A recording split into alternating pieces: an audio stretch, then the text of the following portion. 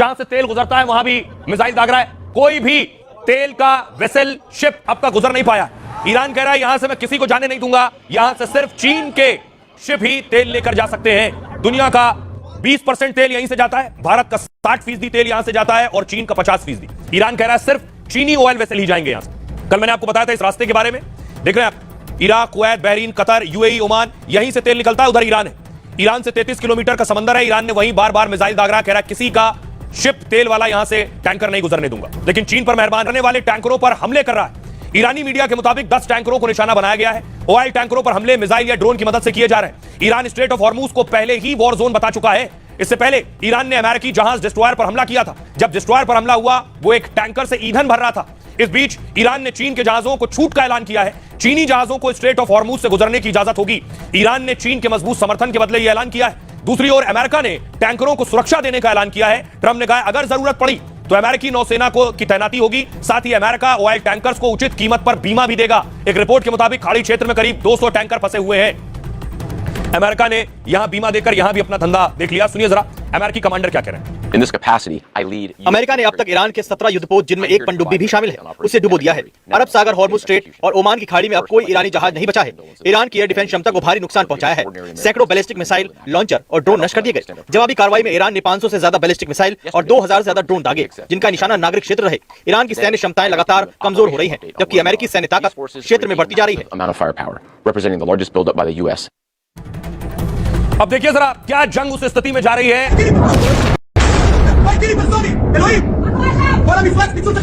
रात का वक्त हो या दिन का वक्त हो, ईरान की मिसाइलें इजराइल में लगातार गिर रही हैं। सवाल यह है कि डिफेंस सिस्टम आखिर काम नहीं कर रहा है या फिर ईरान की मिसाइलें इतनी घातक हैं कि डिफेंस सिस्टम उन्हें रोक नहीं पा रहा।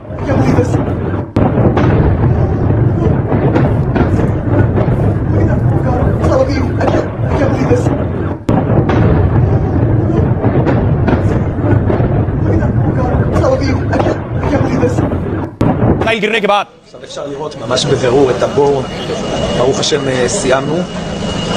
इमारत देख रहे हैं, पूरी इमारत तेल अवीव में ध्वस्त हो गई।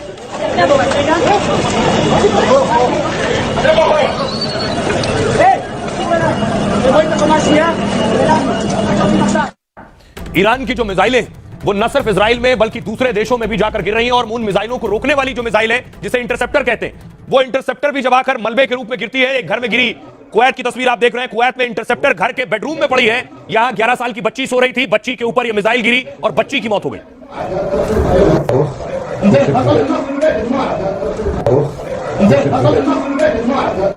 क्या अब सवाल यह है, एक्सपर्ट्स ये कह रहे हैं क्या अमेरिका ने ईरान को हल्के में लिया है?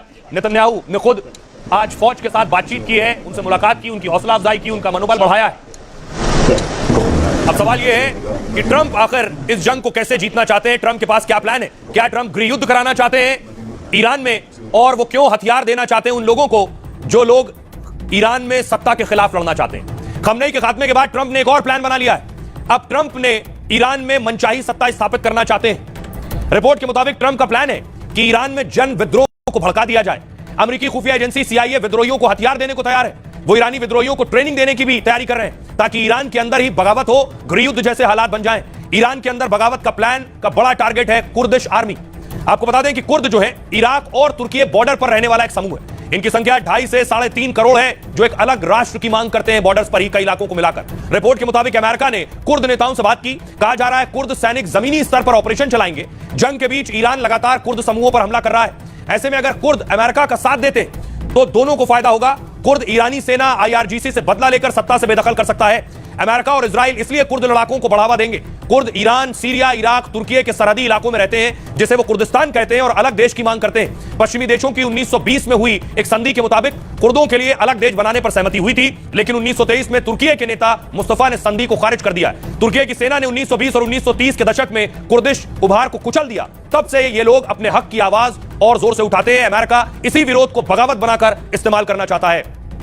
सुनिए जरा, अब ईरान में भी बहुत से लोग हैं जो खमनेई सत्ता के खिलाफ बोलते रहे, खड़े होते रहे हैं। ईरानी एक्टर सुनिए क्या कह रही हैं। जो इरानियन लोग हैं 48 years for 48 years Iranian people have been fighting with this regime.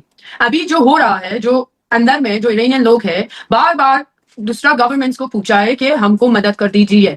तो जो अभी हो रहा है, it's something that the Iranian people want it and we ask for it. क्योंकि जो regime है, without international intervention, हमको मतलब they killing us inside Iran anyway. हमारा थोड़ा सा अभी उम्मीद आई है, अभी थोड़ा सा ये है कि हाँ शायद इस बार ये regime बर्बाद हो जाएंगे और नाबूद हो जाएंगे फाइनली आफ्टर 48 years. ये अभी मोरालिटी पुलिस और हिजाब के बारे में नहीं है. This is about survival. लोगों के पास पैसे नहीं है खाना खाने के लिए. ये कोई छोटी सी बात नहीं है. The whole country has crumbled and collapsed. पर ये लोग फिर भी नहीं जा रहे हैं. फिर भी सबको गोली मार देते हैं सीधा रोड्स में. अगर हम खुश होते हैं हमारे लीडरशिप के साथ, हमारे कंट्री के साथ, हमारे रिजीम के साथ, मिलियंस ऑफ पीपल क्यों बोलते हैं कि रिजीम चेंज चाहिए? रिजीम से बहुत डरते हैं.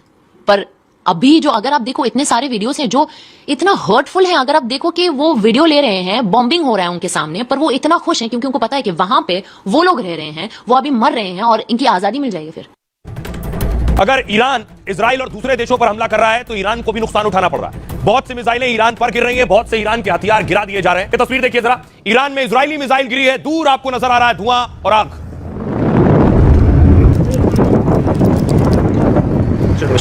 Shadow stop let's get see this. Yo, sim.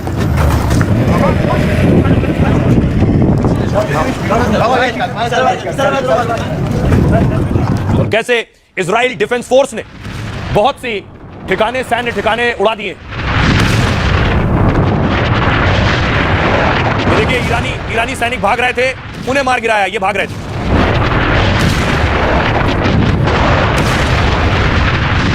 दूसरी तरफ न सिर्फ इजराइल, ईरान के एयरपोर्ट पर अमेरिका ने अटैक किया है. एयरपोर्ट पर एक के बाद एक मिसाइल गिरी.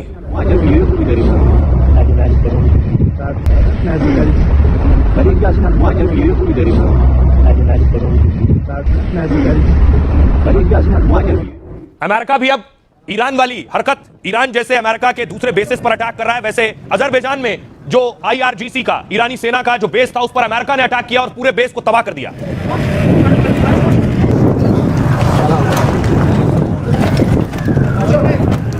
IRGC बेस की तस्वीर मैं आपको दिखाऊं. यह हमले से पहले की तस्वीर आप देख रहे हैं और ये जो तस्वीर आप देख रहे हैं ये हमले के बाद कहां कहां आपको नजर आ रहा है. क्या कौन सा हिस्सा इसका पूरी तरह से ध्वस्त हो गया है, बर्बाद हो गया है.